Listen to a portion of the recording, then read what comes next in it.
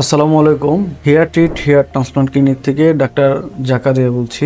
আজকে আমরা আলোচনা করব যে আপনি যদি হেয়ার ট্রান্সপ্লান্ট করতে চান সেক্ষেত্রে হেয়ার ট্রান্সপ্লান্ট সার্জারির পূর্বে কি কি পরীক্ষা করে দেখতে হবে যে আপনি ফিট আছেন কিনা এই সার্জারির জন্য। প্রথমত আমরা যে টেস্টটি করে থাকি সেটা হলো সিবিসি পরীক্ষা, কমপ্লিট ব্লাড কাউন্ট। এখানে আমরা হিমোগ্লোবিন এবং অন্যান্য ডাব্লিউবিসি এবং আরবিসি কাউন্ট দেখে থাকি। বিশেষ করে হিমোগ্লোবিন, আপনারা জানেন যে কোনো সার্জারির ক্ষেত্রে আপনার সার্জারি করতে হয় সেক্ষেত্রে আপনার যে রক্ত এটা ঠিক আছে কিনা, রক্তের পরিমাণ ঠিক আছে কিনা এটা দেখাটা খুবই জরুরি। তো হিমোগ্লোবিন যদি ঠিক থাকে আপনি সার্জারি করতে পারবেন।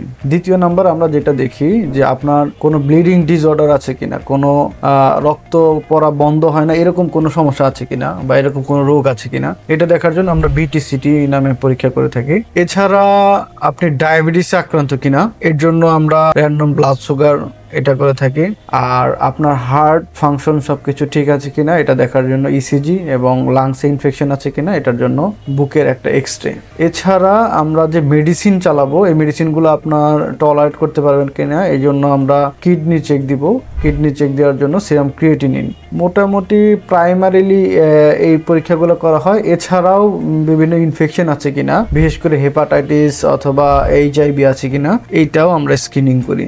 তো মোটা দাগে আমরা যদি হেয়ার ট্রান্সপ্লান্ট করতে চাই তাহলে হেয়ার ট্রান্সপ্লান্টের পূর্বে এই পরীক্ষাগুলো করতে হবে এবং জানার চেষ্টা করতে হবে কোনো সমস্যা আছে কিনা, এবং যদি কোনো প্রবলেম থাকে তাহলে এটা কারেকশন করার চেষ্টা করতে হবে। ধন্যবাদ সবাইকে।